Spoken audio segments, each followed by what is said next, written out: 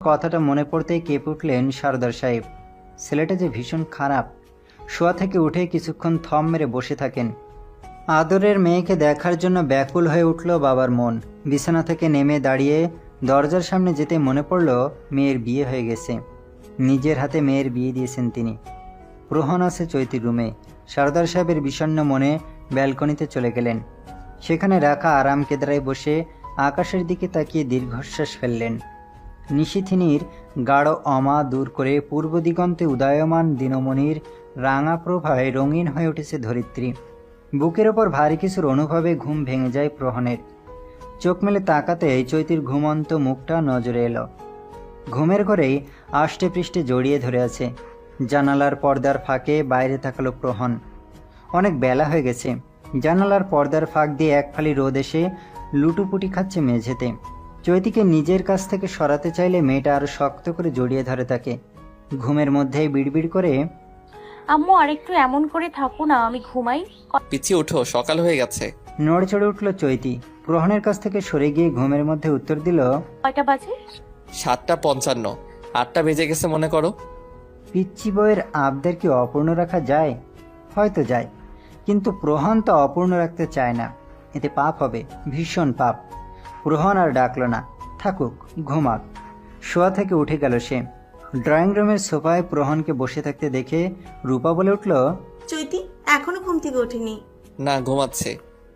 রূপা আর কিছু না বলে চৈতির রুমের উদ্দেশ্যে পা বাড়ালো। বেশি বেলা করে ঘুম থেকে উঠলে শরীর ভালো থাকে না। রূপা চৈতির রুমে এসে দেখল ঘুম থেকে উঠে বসে চোখ কসলাচ্ছে চৈতি।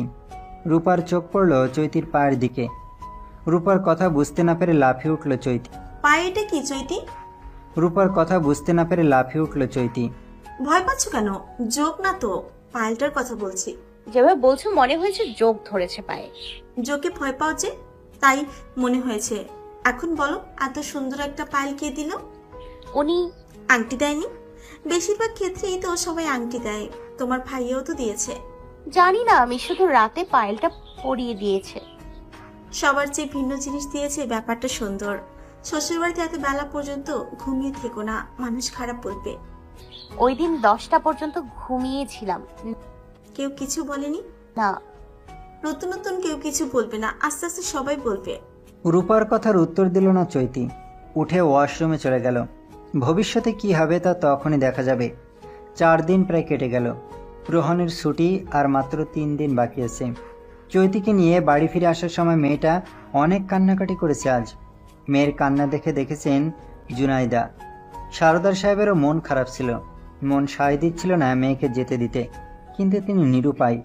চাইলে আরও একদিন চৈতিকে নিজের কাছে রাখতে পারতেন, কিন্তু আপদ এসে জুটেছে গ্রামে। মেয়ের কোনো প্রকার ক্ষতি হোক চান না সর্দার সাহেব। বিকেলের দিকে নিজের রুমে শুয়ে আছে প্রহন। চৈতি রুমে নেই। রান্নাঘরে মিসেস ইয়াসমিনের সাথে গল্প করছে, আর মিসেস ইয়াসমিন সন্ধ্যার নাস্তা বানাচ্ছেন। আসরের আজান দিয়েছে অনেকক্ষণ আগেই। পড়ন্ত বিকেলের এই সময়টায় চা খাওয়া রোজকার রুটিনের মধ্যে পড়ে প্রহনের। রুম থেকেই চৈতিকে ডাক দিল, পিছিয়ে 1 কাপ চা দিয়ে যাও তো। আমার ছেলেকে কি যে তো করেছিস রে মা? বিয়ের আগে তো বিয়ে করতেই রাজি ছিল না, আর এখন কোনো কিছু লাগলেই তোকে খুঁজছে। এত লজ্জা পাওয়ার কিছু নেই, যা চাটুকে দিয়ে আয়। উপর নিচ মাথা নেড়ে সায় দেয় চৈতি। চায়ের কাপ হাতে নিয়ে প্রহনের রুমের উদ্দেশ্যে পা বাড়ায়। চৈতির চলে যাওয়ার দিকে তাকিয়ে মৃদু হাসলেন মিসেস ইয়াসমিন। রুমে সে প্রহনকে দেখল না চৈতি, কিন্তু চৈতিকে দেখল প্রহন। গম্ভীর কণ্ঠে বলল, আমি বেলকনিতে আছি। আপনার চা। চৈতির হাত থেকে চায়ের কাপটা নিয়ে তাতে চুমুক দিতেই ঠোঁট আর জিহ্বা পুড়ে যায় প্রহনের। তা দেখে হেসে কুটি কুটি হচ্ছে চৈতি। চৈতির হাসি দেখে ভুরুকুসকে চৈতির দিকে তাকালো প্রহন। হাত দিয়ে ঠোঁট মুছতে মুছতে জিজ্ঞেস করলো, এত হাসার কি আছে? ফোনা দিয়েই গরম গরম চা একেবারে খাওয়ার কি আছে? বাহ, কি প্রশ্ন! গরম গরম চা খাওয়ার অভ্যাস আছে আমার, আর চা গরমই খাই, ঠান্ডা না। অতিরিক্ত কোনো কিছুই ভালো না। চৈতির বলা কথাটা শুনে চুপ হয়ে গেল প্রহন। মেয়েটা কত বড় একটা সত্যি বলল। আসলেই কোনো কিছু নিয়েই অতিরিক্ত বাড়াবাড়ি করা উচিত না। চৈতির বলা কথাটা শুনে বেশ কিছুক্ষণ থম মেরেছিল প্রহন। কেন জানি কথাটা তার মন ছুঁয়ে গেছে। সন্ধ্যায় প্রহনকে বাইরে বের হতে দেখে মিসেস ইয়াসমিন বললেন, ফেরার সময় তোর পিচ্চি বউয়ের জন্য চকলেট নিয়ে আসিস। তুমি না বললেও নিয়ে আসতাম। কত মহব্বত বউয়ের প্রতি, বিয়ের জন্য তো রাজি হতে চাইছিলি না, বিয়ের দুদিনে এত মহব্বত বউয়ের প্রতি, এত ভালোবাসা। ভুল বলছো, ভালোবাসা না, এইসব আমার দায়িত্বের মধ্যে পড়ে। ওর বাবাকে আমি কথা দিয়েছি, ওরে কখনো কষ্ট পেতে দিব না। আমি শুধু সেই কথাই রাখার চেষ্টা করছি, এবং বিয়ে নামক বাঁধনে জড়িয়ে আমার উপরে যে দায়িত্ব পড়েছে, আমি সেই দায়িত্ব পালন করার চেষ্টা করছি। শুধু দায়িত্ব পালন করলেই সংসার করা যায় না, দায়িত্ব পালনের মধ্যে শুধু এইসব কিছু পড়ে না, ভালোবাসারও প্রয়োজন পড়ে। স্বামীর ভালোবাসা ছাড়া একটা মেয়ে কখনোই সুখী হতে পারে না। খোলা জানালার ফিকে রোদ্দুরে নবীনা কিশোরী কোমল আধারে শাড়ির কুচি ঠিক করতে ব্যস্ত হয়ে পড়ে। কিছুক্ষণ আগেই মিসেস ইয়াসমিন চৈতিকে খুব সুন্দর করে শাড়ি পরিয়ে দিয়ে গেছেন। হাঁটতে গিয়ে টাল সামলাতে না পেরে কুচির ভাঁজে পা আটকে অগোছালো হয়ে যায় শাড়ির কুচিগুলো। বিরক্তিতে চোখ মুখ কুঁচকে ফেলল সে। সবাই তৈরি হয়েছে রেদওয়ান চৌধুরীর বন্ধুর মেয়ের হলুদের অনুষ্ঠান যাওয়ার জন্য। রেদওয়ান চৌধুরীর কলেজ লাইফের খুব ভালো বন্ধুর মেয়ের বিয়ে। কতবার করে নিমন্ত্রণ করে গেল, না গেলে খুব বাজে দেখাবে বিষয়টা। চৈতি জানে না শাড়ি পরে এত সাজগোজ করার কারণ। মিসেস ইয়াসমিন শাড়ি পরিয়ে দিয়েছেন, সাজিয়ে দিয়েছেন, টু শব্দটিও করেননি চৈতি। শাড়ির কুচি অগোছালো রেখেই বিছানায় বসে পড়ল সে। প্রহন সবে বাইরে থেকে এসেছে। গাল ফুলিয়ে চৈতিকে বিছানায় বসে থাকতে দেখে প্রশ্ন ছুড়ল, গাল ফুলিয়ে বসে আছো কেন পিচ্ছি? আসলে আমার পায়ের সাথে আটকে শাড়ির কুচি নষ্ট হয়ে গেছে। প্রহন মুখ ফুলিয়ে ফোঁস করে একটা নিঃশ্বাস ছাড়ল। চৈতির কাছে গিয়ে হাত ধরে টান মেরে সোজা দাঁড় করিয়ে দিল। ফ্লোরে হাঁটু গেড়ে বসে একটা একটা করে শাড়ির কুচি ঠিক করতে ব্যস্ত হয়ে পড়ল। চৈতিকে ডাকার জন্য মিসেস ইয়াসমিন প্রহনের রুমের সামনে আসেন। দরজার সামনে দাঁড়িয়ে থেকে খুব যত্ন সহকারে প্রহনকে চৈতির শাড়ির কুচি ঠিক করে দিতে দেখে মুচকে হাসলেন। হাতের মোবাইলটা নিয়ে তাদের আড়ালে ক্যান্ডিড একটা ছবি তুলে নিলেন। চৈতির শাড়ির কুচি ঠিক করে দিয়ে উঠে দাঁড়ালো প্রহন। ভালো করে একবার চৈতির দিকে তাকালো। একটা কিছুর অভাব আছে, সেই জিনিসটা থাকলে পরিপূর্ণ হতো চঞ্চলা হরিণীর সাজটা। বিছানার উপর রাখা হলদে রঙের পাঞ্জাবিটা নিয়ে ওয়াশরুমে চলে গেল প্রহন। মিসেস ইয়াসমিন যথেষ্ট শৌখিন, কোথাও যাওয়ার সময় চৈতি আর প্রহনের জন্য এক রঙা ড্রেস বের করে রাখেন। মিসেস ইয়াসমিনের এইসব কাণ্ডে চৈতি বেশ অবাক হয়। উজ্জ্বল শ্যামবর্ণের মানুষটাকে হলদে রঙের পাঞ্জাবিতে বেশ স্নিগ্ধ দেখাচ্ছে। চৈতি আজ প্রথমবার প্রহনের দিকে ভালো করে তাকালো। এক প্রকার খুঁটিয়ে খুঁটিয়ে দেখতে দেখতে লাগলো তার নিজস্ব মানুষটাকে। ব্র্যান্ডের কালো ঘড়িটা হাতে পড়তে পড়তে প্রহন চৈতিকে বলল, এই বাচ্চা, কি দেখছো এমন করে? একবারই দেখে মুখস্থ করে ফেলবো আমাকে? একটু কমিয়ে দেখো। সারা জীবনই আমাকে দেখতে দেখতেই না বিরক্ত হয়ে পড়ো। আমি তোমার আছি, সো কমাই দেখো পিচ্ছি পেতনি। প্রহনের কথায় খানিক লজ্জা পেল চৈতি। আমি তোমার আছি কথাটায় বুক কেঁপে উঠল কিশোরী চৈতির। যার কথা জানল না প্রহন। লজ্জায় মুখখানি রক্তবর্ণ ধারণ করেছে, চোখ নামিয়ে নিল, ফ্লোরের ওপর দৃষ্টি নিবদ্ধ করল। চৈতির লজ্জামাখা মুখের দিকে তাকিয়ে বিড়বিড় করে নিজে নিজেই প্রহন বলে উঠল, লজ্জার ড্রাম একেবারে, সামান্য কথাতেই এত লজ্জা? বাহ ভালো, কপাল করে লজ্জাময়ী পেলাম একটা। ড্রয়িং রুম থেকে মিসেস ইয়াসমিন প্রহন আর চৈতিকে ডাক দিলেন। ড্রেসিং টেবিলের মোবাইল হাতে নিয়ে রুম থেকে বেরিয়ে গেল প্রহন। প্রহনের পিছন পিছন চৈতিও চলল। সিঁড়ি বেয়ে নামার সময় ঘটল আরেক বিপত্তি।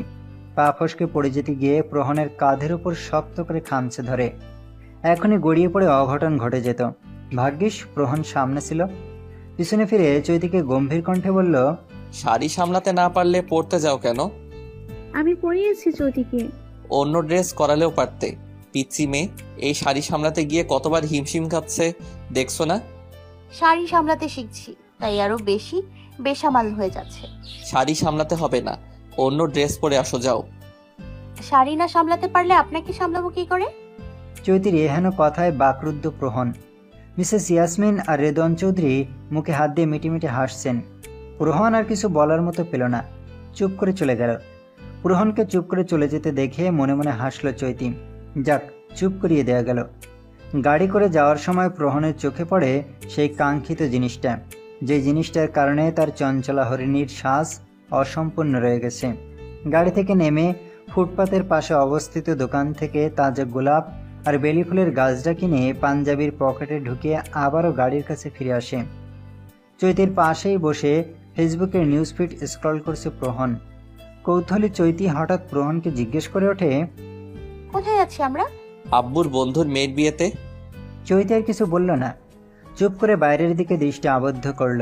প্রহন এক পলক চৈতির দিকে তাকিয়ে আবারও নিজের কাজে ব্যস্ত হয়ে পড়ল। গন্তব্যে পৌঁছে গেলে গাড়ি থেকে নেমে দাঁড়ায় প্রহনরা। মিসেস ইয়াসমিন আর রেদওয়ান চৌধুরীর সঙ্গে চৈতিও ভেতরে চলে যেতে লাগলে পেছন থেকে চৈতিকে দাঁড়ানোর জন্য ইশারা করে প্রহন। শান্ত মেয়ের মতো চৈতিও দাঁড়িয়ে পড়ল। চৈতিকে দাঁড়িয়ে যেতে দেখে মিসেস ইয়াসমিন বললেন, কিরে মা, দাঁড়িয়ে পড়লি কেন? পিচ্ছি আমার সাথে যাবে, তুমি আব্বুর সাথে চলে যাও আম্মু। প্রহনের কথা শুনে মিসেস ইয়াসমিন আর দ্বিমত করলেন না, দ্রুত পা চালিয়ে চলে গেলেন। মিসেস ইয়াসমিন চলে যেতে প্রহন চৈতির দিকে এগিয়ে আসে। ভ্রুকুচকে প্রহনের দিকে তাকিয়ে আছে চৈতি। পকেট থেকে বেলি ফুলের গাছড়াটা বের করে নিজের হাতে সযত্নে চৈতির চুলের খোপায় পরিয়ে দেয় প্রহন। চৈতি অবাক হয়ে কিছু প্রহনের কর্মকাণ্ড দেখছে। গাছটা পরিয়ে দিয়ে চৈতির কাছ থেকে সরে এসে চৈতির দিকে তাকিয়ে মুচকে হেসে বলে, এই আবার পারফেক্ট হয়েছে, খুব সুন্দর লাগছে পিচ্ছি পেতনি। সুন্দর বলল, আবার পেতনিও বলল। এটা কোন ধরনের প্রশংসার মধ্যে পড়ে বুঝল না চৈতি। প্রহন আলগোছে চৈতির হাতে নিজের হাতের মুঠোয় নিয়ে হাঁটতে শুরু করলো। প্রহনের স্পর্শ পেয়ে কেঁপে উঠল চৈতি। এই প্রথম অন্য কোনো পুরুষ বিনা অনুমতিতে তার হাত ধরার সাহস পেল। চৈতি কিছু বলল না, কিছু না। বিয়ে বাড়িতে মানুষের ভিড়, এত এত ছেলে মানুষের ভেতরে দুই হাত দিয়ে চৈতিকে আগলে ভেতরে নিয়ে যায় প্রহন। বিয়ে বাড়ির কোনো রুম খালি নেই, রুমগুলোতে মানুষে ভরপুর। রেদওয়ান চৌধুরী ওনার বন্ধু আফজাল হোসেনের সাথে আলাপ করতে ব্যস্ত। মিসেস ইয়াসমিন চৈতিকে দেখে এগিয়ে আসলেন। বিয়ের কনেকে দেখতে যাবেন চৈতিকে সাথে নিয়ে। প্রহন চৈতিকে সাবধানে থাকতে বলে বাবার কাছে এগিয়ে গেল। আফজাল হোসেনকে সালাম দিয়ে কথাবার্তায় ব্যস্ত হয়ে পড়ল। মিসেস ইয়াসমিন চৈতির হাত ধরে বউ দেখতে চলে গেলেন। এত মানুষের ভিড়ে দম বন্ধ হয়ে যাচ্ছে চৈতির। মানুষের হইচইয়ে মুখরিত চারপাশ। কনেকে এখনো সাজানো শেষ হয়নি। রুমের দরজা বন্ধ করে পার্লারের লোকেরা সাজাচ্ছে। বিয়ের অনুষ্ঠানে পুরনো এক বান্ধবীর সাথে দেখা হয়ে মিসেস ইয়াসমিনের। বেশ অনেকদিন পর পুরনো সখীকে দেখে তার সাথে কথা বলতে থাকেন মিসেস ইয়াসমিন। চৈতি একা দাঁড়িয়েছিল। অচেনা একটা ছেলে চৈতির সামনে এসে দাঁড়াতেই ঘাবড়ে যায় চৈতি। ছেলেটাকে দেখে অল্প বয়সের মনে হলো চৈতির কাছে। 19 কিংবা 20 হবে তার বয়স। ছেলেটা চৈতির দিকে ফ্যাল ফ্যাল করে তাকিয়ে রইল। অস্বস্তিতে দম আটকে যাচ্ছে চৈতির। কিছুক্ষণ পর ছেলেটা চৈতির উদ্দেশ্যে বলে ওঠে, আপনাকে ভীষণ সুন্দর লাগছে। মাকে আর চৈতিকে নাস্তা করার জন্য ডাকতে আসছিল প্রহন। মাঝপথে ছেলেটার বলা কথা শুনে দাঁড়িয়ে পড়ে। চৈতির দিকে এগিয়ে যেতে যেতে প্রহন বলে ওঠে, ওনার সৌন্দর্যের প্রশংসা করার জন্য ওনার হাজবেন্ড আছে, তোমাকে এত প্রশংসা করতে হবে না ভাই। বিস্ময়ে কিংকর্তব্য বিমূঢ় হয়ে প্রহনের দিকে তাকিয়েছে ছেলেটা। চৈতি নীরব দর্শকের ভূমিকা পালন করছে। কিছুই বলার নেই তার। যা বলার সব কিছুই তার আনমি সাহেব বলে দেবে। ছেলেটা এক নজর চৈতির দিকে তাকিয়ে প্রহনের দিকে তাকালো। কণ্ঠে বিস্ময় নিয়ে বলল, উনি বিবাহিত? বিশ্বাস হচ্ছে না আমার। আমি ওর হাজবেন্ড। প্রহনের কথা শুনে ছেলেটার মুখের ভাব বদলে গেল। কত আশা করে চৈতির সামনে এসে ওর প্রশংসা করলো সিঙ্গেল জীবনের ইতি টানবে বলে। কিন্তু কি একটা অবস্থা! মেয়েটার বিয়ে হয়ে গেছে। প্রেম করার আগেই ছোটখাটো একটা ছ্যাঁকা খেলো ছেলেটা। মাথা নিচু করে সরি বলে প্রহনকে পাশ কাটিয়ে দ্রুত সে স্থান ত্যাগ করে। ছেলেটার এহেন কাণ্ডে হাসে প্রহন। চৈতির হাত নিজের হাতের মুঠোয় নিয়ে চৈতির উদ্দেশ্যে বলল, আম্মুর কাছে থাকতে পারো না? এত দূরে একা দাঁড়িয়েছিলে কেন? আমারই খেয়াল ছিল না। অনেকদিন পর পুরনো সখীকে দেখে আবেগে আপ্লুত হয়ে গিয়েছিলাম। সুন্দরী পিচ্ছি বউ আমার, একটু দেখে রাখবা না? বিয়ে বাড়িতে কত ছেলেই আছে, পটানোর চেষ্টা করবে। শেষে বউ যদি আমার পটে যায় তখন এই আমার কি হবে ভেবে দেখেছো? আমি এমন না। আচ্ছা, তাহলে আপনি কেমন ম্যাডাম বলেন একটু শুনি। জানি না। প্রহন, মেয়েটাকে আর কিছু বলিস না। পিচ্ছিকে না, আমি তোমাকে বলেছি কথাগুলো। বাদ দে এসব কথা। মিসেস ইয়াসমিনের কণ্ঠে বিরক্তি। প্রহনও আর কথা বাড়ালো না। হলুদের পর্ব শেষ হতে বেশ রাত হবে। রেদওয়ান চৌধুরীর শরীরটা খারাপ। বেশি দেরি না করে 10টার দিকে বাড়ি ফিরে আসে প্রহনরা। শাড়ি পরে থাকতে দম আটকে যাচ্ছিল চৈতির। শাড়ি বদলে সালোয়ার কামিজ পরে বিছানায় বসে বড় বড় শ্বাস নিতে লাগলো। চৈতির এহেন কাণ্ডে প্রহন হেসে বলল, হিমালয় পর্বতের চূড়ায় উঠেছিলে মনে হয়। এত হাঁপাচ্ছ কেন পিচ্ছি? শাড়ি পরতে অভ্যস্ত না আমি। তাহলে পড়েছ কেন? বলেছিলাম না শাড়ি বদলে অন্য কিছু পরে যাওয়ার জন্য? তখন বড় মুখে কি বলছো? শাড়ি সামলাতে না পারলে আপনাকে সামলাবো কি করে? আম্মু আব্বুর সামনে কথাটা বলে কতটা লজ্জায় ফেলেছিলে আমাকে, বুঝতে পারছো তুমি? পিচ্ছি, লাইট অফ করে ডিম লাইটটা অন করে শুয়ে পড়ো, অনেক রাত হয়ে গেছে। প্রহনের কথা মতো চৈতি লাইট অফ অন করে বিছানায় গিয়ে প্রহনের কাছ থেকে যথেষ্ট দূরত্ব বজায় রেখে গুটিসুটি মেরে শুয়ে পড়ল। পাশ ফিরে প্রহন এক নজর চৈতির দিকে তাকিয়ে দীর্ঘশ্বাস ফেলল। আজ রাতেও ঘুমানো হবে না তার। ঘুমলেই বিপত্তি। জেনে শুনে বিপত্তি ঘটালে এতে মহা পাপ হবে, ভীষণ পাপ। বিছানার সাথে বন্ধুত্বটা ছোটবেলা থেকেই খুব গাঢ় চৈতির। বিছানায় আয়েশ করে গা এলিয়ে দিলেই চক্ষু জুড়ে নিদ্রা এসে ভিড় জমায়, নেত্রজোড়া বন্ধ হয়ে আসে আপনা আপনি। দ্রুতই পাড়ি জমায় তন্দ্রার দেশে। গভীর তন্দ্রায় আচ্ছন্ন নবীনা কিশোরীর ঘুমন্ত আনন্দ জুড়ে ছেয়ে আছে একরাশ মুগ্ধতা। সেই মুগ্ধতা দেখার সৌভাগ্য সবার হয় না। সত্যিকারের প্রেমিক পুরুষেরা তার প্রিয়তমার সব কিছুতেই মুগ্ধতা খুঁজে পায়। তাদের কথাবার্তা, ঘুমন্ত মুখশ্রী, তাদের ছোট ছোট ভুলগুলো, তাদের হাঁটার ছন্দেও যেন থাকে এক আকাশ সমান ভালো লাগা।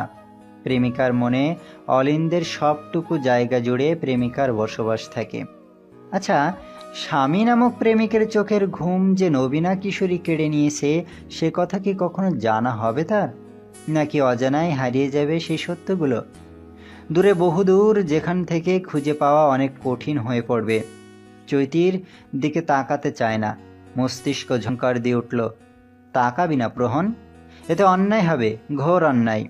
অন্যদিকে বেপরোয়া মন বলে ওঠে, একটাবার একটা অন্যায় করলে কিচ্ছু হবে না প্রহন, কিচ্ছু না। মস্তিষ্কের বারণের উপর এক বালতি পানি ঢেলে দিয়ে মনের দিকে সাড়া দিল প্রহন। কাত হয়ে ঘুমন্ত মানবীর আননের দিকে নেত্রজোড়া নিবদ্ধ করে। মন এক প্রশান্তিতে শান্ত হয়ে ওঠে, আর মস্তিষ্কে ধপ করে আগুন জ্বলে ওঠে। আখি জোড়া বন্ধ করতেই দম আটকে আসে প্রহনের। নেত্র জুড়ে নিদ্রার আনাগোনাও নেই। শোয়া থেকে উঠে বসে প্রহন। ঘুম হবে না তার। কি এক অনলে জ্বলে পুড়ে সারকার হয়ে যাচ্ছে প্রহন, সেই উত্তর জানা নেই তার। আজকাল নিজেকে বড্ড অচেনা মনে হয়। সেই গম্ভীর রাগী প্রহনটা যেন বিয়ের দিনই কোথায় হারিয়ে গেছে, বিলুপ্ত হয়ে গেছে প্রহনের কাছ থেকে। এ কি অদ্ভুত পরিবর্তন! একদম নতুন এক প্রহন হিসেবে নিজেকে আবিষ্কার করছে সে, একদম নতুন। চৈতির ঘুমন্ত মুখশ্রীর দিকে তাকিয়ে প্রহন হতাশ কণ্ঠে বলে উঠল, আমি শুধু তোমার মুখপানে চেয়েই ঠের পাই কিশোরী, আমি আর আমার মাঝে সহস্র বছর যাবত নাই। মরেছি আমি, ভীষণ জ্বরে পুড়ে মরছি। কেমন করে এমন হলো জানি না। নারী, যার কাছে পুরুষের কঠিন হৃদয় এক নিমিষেই গলিয়ে ফেলার অস্ত্র আছে। সেদিন রাতেও ঘুম হলো না প্রহনের। ঘুম না হওয়ার বিশেষ কোনো কারণ নেই, একটাই কারণ, চৈতি। বিভাবরী সবে তাম্রশির গাঢ় রেশ কাটিয়ে আদিত্যর রঙিলা প্রভায় মৃদু রঙিন হয়ে উঠছে। দক্ষিণা হাওয়ায় এলোমেলো হচ্ছে ঘুমন্ত মানবীর অবাধ্য চুল। ইচ্ছে করেই দক্ষিণের জানালাটা মিলে দিয়েছে প্রহন। পাখির কিচিরমিচির শব্দ শোনা যাচ্ছে। ভোর হয়েছে যে। প্রহন চৈতির দিকে এগিয়ে গেল। খুব যত্ন করে মাথায় হাত বুলিয়ে ঘুমন্ত চৈতিকে জাগিয়ে তোলার চেষ্টা করছে। প্রভাতের শান্ত স্নিগ্ধ পরিবেশের মতো কণ্ঠে চৈতিকে ডাক দিল, পিচ্ছি উঠো, ফজরের নামাজ আদায় করে নাও। উঠো পিচ্ছি। প্রহনের ডাক চৈতির শ্রবণেন্দ্রিয়তে পৌঁছতেই ঘুম ভেঙে যায়। পিটপিট করে চক্ষু জোড়া মেলতেই প্রহনের মুখখানি এত কাছে থেকে দেখে ঘাবড়ে গেল চৈতি। প্রহন তা বুঝতে পেরে সরে দাঁড়ালো। হালকা কেশে গলা পরিষ্কার করে চৈতির দিকে না তাকিয়েই রাশভারী কণ্ঠে, গম্ভীর কণ্ঠে বলল, অজু করে ফজরের নামাজ আদায় করে নাও। চৈতিকে কথাটা বলা শেষ করেই রুম থেকে বেরিয়ে গেল প্রহন। তন্দ্রাভাব কাটেনি চৈতির। দুই হাত দিয়ে চোখ কসলাতে লাগলো। ঘুম ছাড়ানোর চেষ্টা। ঘুমের ঘরেই হেলে দুলে হেঁটে ওয়াশরুমে চলে গেল। চোখের মধ্যে পানির ঝাপটা দিতেই ঘুম চলে গেল। নামাজ পড়ে শেষ করে ব্যালকনিতে যায়। চারদিকে এখনো আবসা আলোয় আলোকিত। সূর্য এখনো তেজ দেখায়নি তার। দেওয়াল ঘড়িটা হঠাৎ করেই টুং টুং আওয়াজ করতে থাকে। চৈতি রুমে আসে। সবেমাত্র সকাল 6টা বাজে। ব্যালকনিতে আবার চলে গেল চৈতি। অন্তরিক্ষ জুড়ে নীলের আধিপত্য। মেঘ নেই বললেই চলে, আকাশ একেবারে পরিষ্কার। চৈতির হঠাৎ খেয়াল হলো প্রহন সে কখন রুম থেকে বেরিয়ে গেল, এখনও ফেরেনি। নিজের সাথেই নিজে প্রশ্ন করলো চৈতি। ওড়না দিয়ে মাথায় ঘোমটা টানলো, সর্দার সাহেবের শেখানো শিক্ষা, মাথায় কাপড় দেওয়া অক্ষরে অক্ষরে পালন করার চেষ্টা করে চৈতি। রুম থেকে বেরিয়ে সিঁড়ি বেয়ে নামতে পা রাখতে যাবে, তখনই কেউ বলে ওঠে, কোথায় যাচ্ছ এত সকালে? তোমার ডান পাশে রুমের ভেতরেই আছি আমি, রুমে যাও পিচ্ছি। আপনার সাথে হাঁটতে নিয়ে যাবেন? সকালের এই সময়টাই খালি পায়ে হাঁটতে আমার ভীষণ ভালো লাগে। মনের জমিনে খালি পায়ে দৌড়ে বেড়াচ্ছ, সে খবর রাখো চঞ্চলা হরিণী। স্নিগ্ধ সকালের নরম ঘাসের ওপর চরণ ফেলে হাঁটতে ব্যস্ত কিশোরী। তার থেকে কিছুটা দূরে এক জায়গায় স্থির হয়ে দাঁড়িয়ে মুগ্ধ চোখে সেই চরণের দিকে তাকিয়েছে প্রহন। বেহায়ার মতো তাকিয়ে থাকতে ভালো লাগছে, ভীষণ ভালো লাগছে। ঘাসের উপর হাঁটতে হাঁটতে হঠাৎ বসে পড়ে চৈতি। প্রহন দ্রুত এগিয়ে আসে। ডান পায়ের তালু কেটে গেছে ধারালো কিছুতে, গল গল করে রক্ত ঝরতে শুরু করে। চৈতি অসহায় দৃষ্টিতে প্রহনের দিকে তাকায়। প্রহন ঘাসের ওপর হাঁটু গেড়ে বসে দুর্বা ঘাস হাতের তালুতে ডলে নিয়ে চৈতির পায়ের কাটা অংশে চেপে ধরে। কিছুক্ষণ পর রক্ত পড়া বন্ধ হয়। প্রহন স্বস্তির নিঃশ্বাস ছাড়ল। চৈতির মুখের দিকে তাকিয়ে দেখল মুখটা চুপসে গেছে, চোখে এখনো ভয়। প্রহন চৈতির মাথায় হাত বুলিয়ে দিয়ে বলল, কিচ্ছু হয়নি পিচ্ছি, সামান্য কেটে গিয়েছে, ভালো হয়ে যাবে, ভয় পেও না। এত দুর্বল হলে চলবে না, স্ট্রং হতে হবে। কত পাষাণ মনের মানুষ উনি, পা কেটে যাওয়ার পরেও এইভাবে দাঁড় করিয়ে দিল। পিচি, তোমার আর্মি ক্যাপ্টেন সাহেব কিন্তু অনেক স্ট্রং, তোমাকেও তার মতো হতে হবে। এত সামান্য বিষয় নিয়ে ভয় পেয়ে দুর্বল হলে কিন্তু চলবে না। জীবনের পথ চলায় এমন হাজারো বিপদ আসবে, শরীর থেকে রক্ত ঝরবে, কিন্তু কোনো পরিস্থিতিতে দুর্বল হওয়া যাবে না। এতে ক্ষতি হবে, মারাত্মক ক্ষতি। দাঁতে দাঁত চেপে কাঁটা পায়ের উপর ভর করে হাঁটতে থাকে চৈতি। হোক কষ্ট, তাতে কি? কষ্টের ফল মিষ্টি হয়। পিছনে ফিরে তাকায় প্রহন। চৈতির উদ্বেগ দেখে খুশি হয়। চৈতির দিকে দৃষ্টি আবদ্ধ করে মনে মনে নিজেকে নিজেই কথা দেয় প্রহন। হও তুমি ইম্যাচিওর, তাতে কিচ্ছু যায় আসে না। তোমাকে আমার মনের মতো করেই ম্যাচিওর করে তোলার দায়িত্ব আমি নিলাম পিচ্ছি। কঠিন হৃদয়ের করা প্রতিজ্ঞার কথা কখনো জানা হবে কি নরম হৃদয়ের অধিকারিনীর? হয়তো হবে, আবার নয়তো না। চৈতি প্রহনের দিকে তাকিয়ে ব্যথাতুর কণ্ঠে বলে ওঠে, হাঁটতে পারছি না, আর পায়ে ব্যথা করছে। পারছি না বললে হবে না পিচ্ছি। পারছি না, পারি না, পারবো না, হবে না, সম্ভব না, এমন শব্দগুলো তোমার জীবনের ডিকশনারি থেকে মুছে দাও, একেবারে মুছে দাও এখন থেকে, এই মুহূর্ত থেকেই। প্রহন চৈতিকে রেখেই বাড়ির ভেতরে চলে গেল। প্রহনের এহেন কাণ্ডে হতভম্ব চৈতি। ছোট্ট হৃদয়ে এক আকাশ অভিমান এসে ভিড় জমালো স্বামী নামক মানুষটির জন্য। আপনি একবারে বাজে আর্মি সাহেব, একেবারেই খারাপ, ভীষণ খারাপ। নবীনা কিশোরীর সলাজ অভিমান গাঢ় হবার আগেই কি সেই অভিমান ভেঙে চুরমার করে দিতে পারবে প্রহন? অন্তরের অন্তঃস্থল থেকে উপলব্ধি করতে পারবে তার চঞ্চলা হরিণীর হৃদয় জুড়ে বয়ে যাওয়া অভিমান নামক ঝড়ের? এক পা দুপা করে এগিয়ে যায় চৈতি। খুঁড়িয়ে খুঁড়িয়ে হাঁটতে দেখে মিসেস ইয়াসমিন তড়িঘড়ি করে ছুটে আসতেই বাদ সাধল প্রহন। কাটকাট কণ্ঠে বলল, ওর লড়াইটা ওকেই লড়তে হবে আম্মু। কিসের লড়াই? এইটুকু মেয়ের সাথে আবার কার সাথে লড়াই লাগলো? জীবনের লড়াই আম্মু। সাত মানে কি প্রহন? ক্লিয়ার করে বলো। এমন ঘুরিয়ে পেঁচিয়ে কথা আমার একদমই পছন্দ না। এই পৃথিবীর বুকে টিকে থাকা এত সহজ না, প্রতি পদে পদে বিপদ উৎপেতে থাকে, হাজারো বাধা কাটিয়ে পথ চলতে হয়, আর সেই বাধা কাটানোর জন্য দরকার আত্মবিশ্বাসের। চৈতির পা কিছুটা কেটে গেছে, চাইলে আমি ওকে পাজাকোলা করে নিয়ে আসতে পারতাম, কিন্তু এতে করে পরবর্তীতে ওর নিজের ক্ষতি হবে। এমন করলে ধীরে ধীরে আমার, তোমার কিংবা অন্য কারো প্রতি নির্ভরশীল হয়ে পড়বে ও, যা আমি চাই না। ওর সকল প্রকার নির্ভরশীলতা ওর নিজের কাছে, অন্যের কাছে না। সবাই অনেক জ্ঞান দিবে, কিন্তু কেউ সাহায্য করতে আসবে না, আসে না কেউ। প্রহনের কথায় মিসেস ইয়াসমিন মুচকে হাসেন। তার ছোট্ট সেই প্রহন আজ কত বড় হয়ে গেছে, কত কিছু কত সহজেই বুঝতে পেরে গেছে। ভেতরে এসেই সোফার ওপর বসে পড়ল চৈতি। একটাবারের জন্য প্রহনের দিকে তাকালো না। মিসেস ইয়াসমিন এগিয়ে গেলেন তার দিকে। চৈতি ধীর কণ্ঠে বলল, ভালো মা, আমি পানি খাবো। মিসেস ইয়াসমিন ডাইনিং টেবিলের উপর রাখা জগ থেকে এক গ্লাস পানি এনে চৈতির হাতে দিল।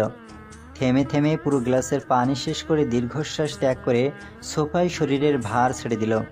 প্রহন রুমে গিয়ে ফার্স্ট এইড বক্সটা নিয়ে এসে চৈতির পাশে গিয়ে বসল।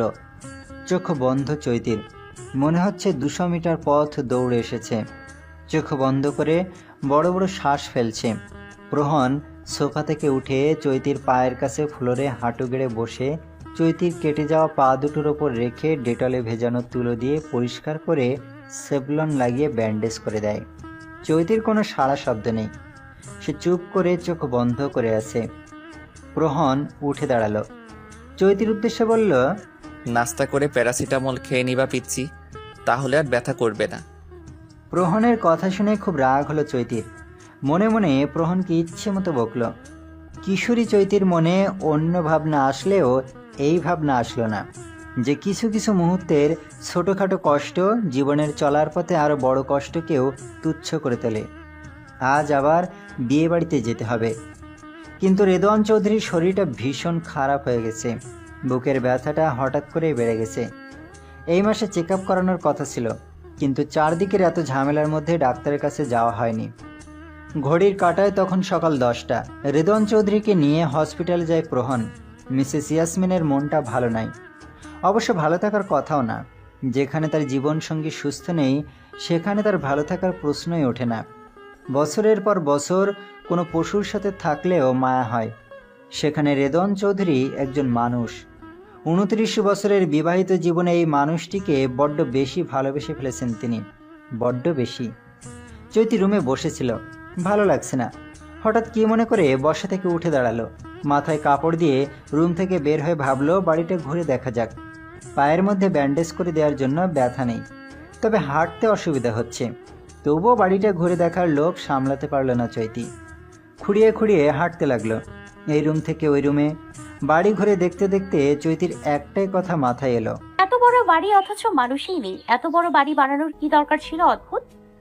রৌদ্রতপ্ত অন্তরিক্ষ তখন রক্তিম বর্ণ ধারণ করেছে। দিনমণি অস্ত যাওয়ার সময় ঘনিয়ে এসেছে। এই অপরাহ্নকে অনেকে গোধূলি কয়। সাজবেলা আসার সময় হচ্ছে। দিনমণি ডুবে গেলেই সে তার আধিপত্য বিস্তার করার জন্য উঠে পড়ে লাগবে। অম্বর জুড়ে তুলরাশিদের ছড়াছড়ি। ব্যালকনিতে দাঁড়িয়ে সেই অপূর্ব দৃশ্য উপভোগ করছে চৈতি। হাতে 1 কাপ চা নিয়ে তার পাশে এসে দাঁড়ানো প্রহন। তার উপস্থিতি টের পেয়েও কোনো রকম প্রতিক্রিয়া করে না কিশোরী। প্রহন চায়ের কাপে আয়েশ করে চুমুক দেয়। কিছুক্ষণ নীরবতা পালন করে নিজে থেকে কথা বলে, কি হয়েছে পিচ্ছির, মন খারাপ কেন? উত্তর দিল না চৈতি। আগের নেই আকাশ পানে চেয়ে রইল। ইচ্ছে করেই গরম চা মুখের ভেতর নিয়ে নেয় প্রহন। অতিরিক্ত গরমে জিহ্বা পুড়ে যায়, সহ্য করতে না পেরে ফেলে দেয় প্রহন। কিছুটা চা গিয়ে পড়ে চৈতির হাতে। ঘাবড়ে ওঠে সে, কণ্ঠে চাপা ক্ষোভ রেখেই প্রহনের দিকে প্রশ্ন ছুড়ল, পাগল আপনি? এত গরম চা কেউ এক গালে খায়? জিভা পুড়ে যায়নি তো? চৈতির কোমর জড়িয়ে ধরে এক টান মেরে নিজের সাথে মিশিয়ে নেয় প্রহন। প্রহনের এহেন কাণ্ডে বুকের মাঝে ধক করে উঠল চৈতির। হৃদয় জুড়ে তোলপাড় শুরু হয়। প্রহন চৈতির কানের কাছে মুখ নিয়ে গিয়ে ধারালো অস্ত্রের ন্যায় কণ্ঠে বলে ওঠে, তোমার সলাজ গাঢ় অভিমান আমার বুকের ভেতরে এর চেয়ে বেশি অনলে জ্বলে পড়ে ছারখার করে দেয়। বুঝতে পারো না তুমি? কানের পাশ দিয়ে শীতল বাতাস বয়ে গেল, রন্ধ্রে রন্ধ্রে শিহরণ খেলে গেল। পলকহীন চোখে প্রহনের দিকে তাকিয়ে থম মেরে দাঁড়িয়েছে চৈতি। প্রহনের দৃষ্টি আটকেছে নবীনা কিশোরীর চোখে। চৈতির কোমর ছেড়ে দিল প্রহন। গ্রিলের বাইরে দূর আকাশে দৃষ্টি নিক্ষেপ করল। চৈতি নড়ে চড়ে উঠল। প্রহনকে পাশ কাটিয়ে রুমে চলে গেল। চৈতির চলে যাওয়ার দিকে তাকিয়ে মুচকে হাসল প্রহন। মনে মনে বলল, বউ আমার লজ্জাময়ী, লজ্জা পেয়ে চলে গেল। সেদিন সন্ধ্যায় হঠাৎ বৃষ্টির আগমন। চারদিক তিমির রূপে সেজে ওঠে। শো শো করে বাতাস বয়ে যাচ্ছে। বাতাসের তোড়ে জানালার পর্দাগুলো উড়ে উড়ে এলোমেলো হচ্ছে নিজের মতো। লোডশেডিং হয়। বাড়ির ভেতর জুড়ে তম্রশির আধিপত্য। অম্বর তখন কালো মেঘেদের দখলে। মাঝে মাঝে গুড়ুম গুড়ুম শব্দ শোনা যাচ্ছে। বিদ্যুৎ চমকানোর আলোয় প্রহনের রুম স্বল্প সময়ের জন্য আলোকিত হয়ে ওঠে। মোবাইলের ফ্ল্যাশ লাইটের আলোয় ব্যালকনির দরজা, রুমের জানালা বন্ধ করে দেয় প্রহন। হঠাৎ আবহাওয়ার এমন পরিবর্তনে চরম বিরক্ত সে। আগামীকাল ঢাকায় ফিরে যাবে। একটু শান্তিতে যাওয়ার হবে না বলে মনে হচ্ছে। বাইরে যেভাবে বাতাস বইছে, দেখা যাবে রাস্তায় গাছ ভেঙে পড়ে আছে। ছুটির দিন শেষ, চলে যেতে হবে প্রিয় পরিবার ছেড়ে। ব্যস্ত হতে হবে দেশের কাজে। দেশের জন্য নিজের স্বাধীনতা বিসর্জন দেওয়াই যে সেনাবাহিনীদের কাজ। গোপনে দীর্ঘশ্বাস ফেলে প্রহন। বিছানায় বসা চৈতির দিকে এগিয়ে যায় প্রহন। মেঘের গর্জনে থেমে থেমে কেঁপে উঠছে মেয়েটা। চোখ মুখ খিসে 2 হাত দিয়ে বিছানার চাদর খামছে ধরে। চৈতির ভীতু মুখের দিকে তাকিয়ে মুচকে হাসে প্রহন। সেনাবাহিনীর বউ হয়ে সামান্য মেঘের গর্জনে এত ভয় পেলে চলবে পিচ্ছি? বুকের ভেতর মোচড় দিয়ে ওঠে। ছোট থেকেই ভীষণ ভয় পাই আমি। তুমি আবার বড় হলে কখন? এখনো তো ছোটই আছো। ওয়েদারটা রোমান্টিক আছে। এই ওয়েদার একটা বউ ডিজার্ভ করে। আমি আপনার কি হই? তুমি তুমি তো আমার পিচ্ছি বউ। তাহলে আবার বউ চাচ্ছেন কেন? কয়টা বিয়ে করতে চান আপনি? আরো 3টা বিয়ে করব। 4টা বিয়ে করার তো অনুমতি আছেই। আমি মেয়ে খুঁজে দিব, আপনি বিয়ে করিয়েন। আমার সাথে এই অবেলার বৃষ্টিতে ভিজবে পিচ্ছি পেতনি? হয়তো অনেকদিন আমাকে কাছ থেকে দেখারও সুযোগ হয়ে উঠবে না। চৈতি চৈতি চৈতি, বুঝেছেন? আমার নাম চৈতি। পিচ্ছি পেতনি এটা আবার কিসের নাম? শোনো শোনো শোনো, তোমার যত সুন্দরী নাম থাকুক না কেন, আমি তোমাকে পিচ্ছি বলেই ডাকবো। বুঝছো পিচ্ছি? এখন চলো অসময়ের বৃষ্টিতে ভিজতে। চৈতি কিছু বলার আগে প্রহন চৈতির হাত ধরে টেনে নিয়ে গেল ছাদের দিকে। বৃষ্টি যে তার ভীষণ পছন্দের। আর সেই বৃষ্টি বিলাস যদি হয় প্রিয় মানুষটার সাথে, তাহলে আর কোনো কথাই নেই।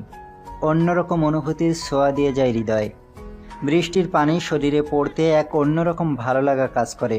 চৈতিকে ছাদের মাঝখানে দাঁড় করিয়ে তার সরাসরি দাঁড়ায় প্রহন। বৃষ্টির পানি অঝোর ধারায় ঝরছে। মেঘরাও যেন মন প্রাণ উজাড় করে বৃষ্টি নামিয়ে দিয়েছে শহর জুড়ে। ভিজে একাকার দুজন মানব মানবী। অন্ধকারের মাঝে বিদ্যুৎ চমকানোর আলোয় ভিজে একাকার হয়ে যাওয়া কিশোরীর দিকে চোখ পড়তেই চোখ সরিয়ে নিল প্রহন। চৈতি এখনো ঘোরের মধ্যে আছে। বেশ অনেকদিন পর বৃষ্টিতে ভিজতে পেরে আনন্দিত কিশোরী। বৃষ্টির পানি 2 হাতের মধ্যে জমিয়ে রেখে তা প্রহনের মুখের দিকে ছুঁড়ে মেরে খিলখিল করে হেসে উঠল চৈতি। ঘন ঘন বিদ্যুৎ চমকানো দেখে প্রহন আকাশের দিকে মুখ করে চোখ বন্ধ করে মনে মনে বলল, অন্ধকারই শ্রেয় এখন। আলো দিও না, নিজেকে সামলানো কঠিন হয়ে পড়ছে। বৃষ্টির শব্দ সাথে কিশোরীর হাসির খিলখিল শব্দে মুখরিত চারপাশ। জুনাইদা কখনোই বৃষ্টিতে ভিজতে দিতেন না। সামান্য ভিজলেও ভীষণ বকতেন, জ্বর উঠবে বলে। পায়ে যে ব্যান্ডেজ করা আছে সেই কথা একদম মাথায় নেই দুজনের। লাফালাফি করতে গিয়ে হঠাৎ পা পিছলে পড়ে যেতে নিলে আগলে নেয় প্রহন।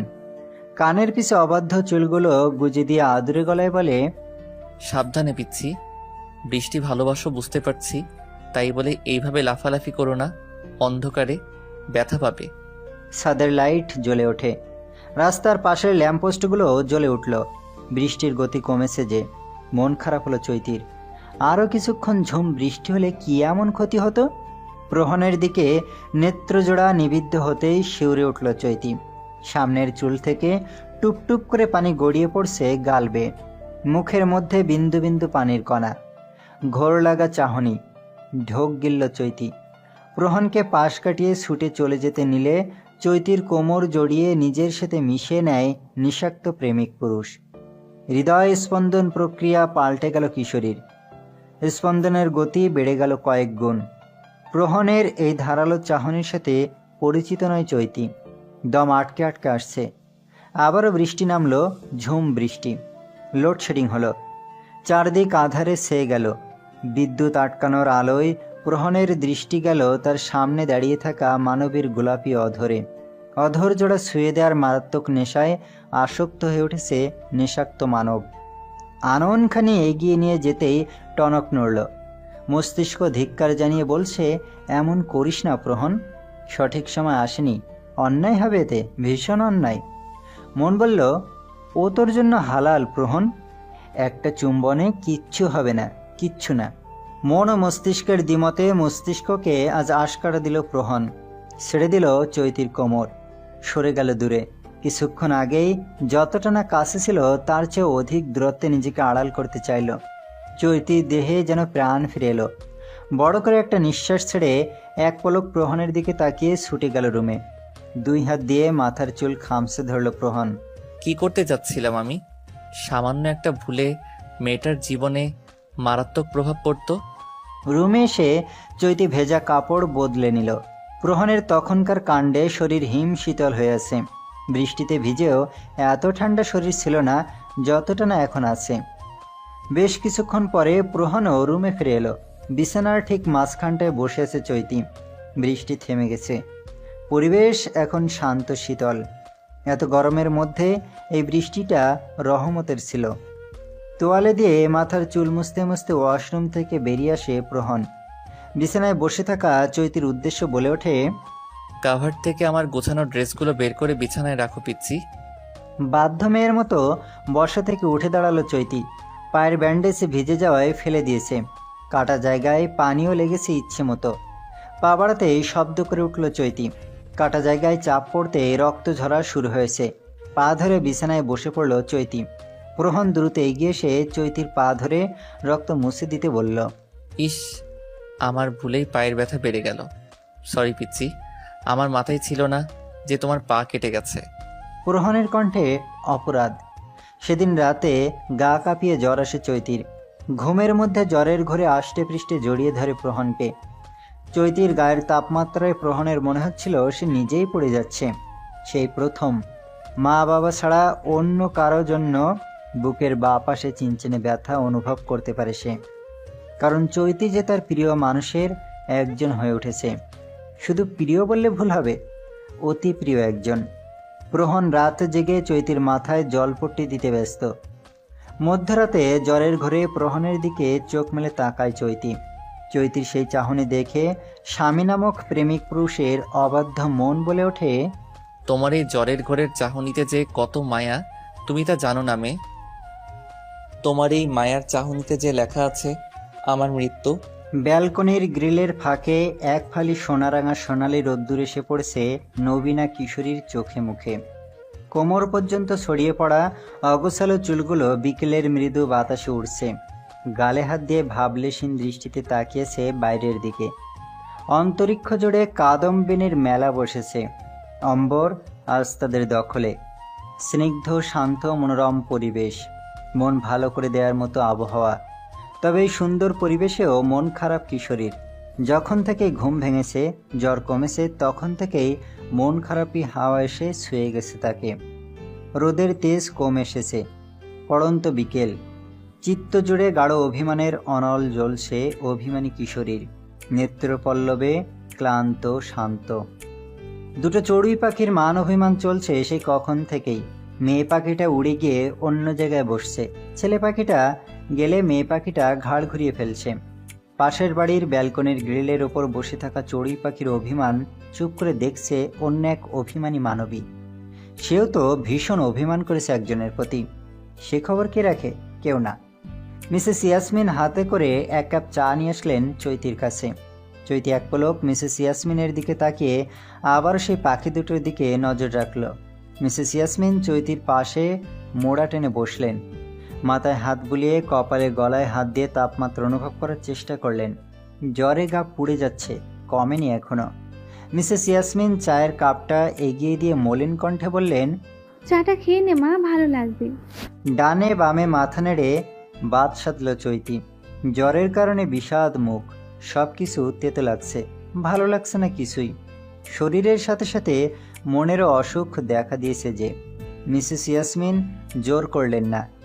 চৈতির দৃষ্টি অনুসরণ করে সেই চড়ুই পাখিগুলোর দিকে তাকালেন, হাসলেন তিনি। চৈতির মাথায় হাত বুলিয়ে আদুরে গলায় শুধালেন, অভিমান জমেছে? আমাকে একটু জানিয়ে গেলে কি এমন ক্ষতি হতো? তুই ঘুমিয়েছিলি, জ্বরের জন্য তাকাতেও পারছিলি না। 103 ডিগ্রি তাপমাত্রা ছিল। তাই বলে একটু বলে যেতে পারলেন না? একটু দেখে দিলেন না কেন আমায়? আমি ডাকতে চেয়েছিলাম কিন্তু প্রহন বাদসাধে। কথা বাড়ালো না চৈতি। মিসেস ইয়াসমিনের মুঠোফোনটা সে কখন থেকে বেজে বেজে ক্লান্ত হচ্ছে। মোবাইলের রিংটোনের শব্দে চরম বিরক্ত হলেন রেদওয়ান চৌধুরী। বিছানার উপর আতশা হয়ে হুমায়ুন আহমেদের লেখা উপন্যাস চোখে আমার তৃষ্ণা বইটি খুব মনোযোগ দিয়ে পড়ছিলেন। অবসর সময় কাটানোর জন্য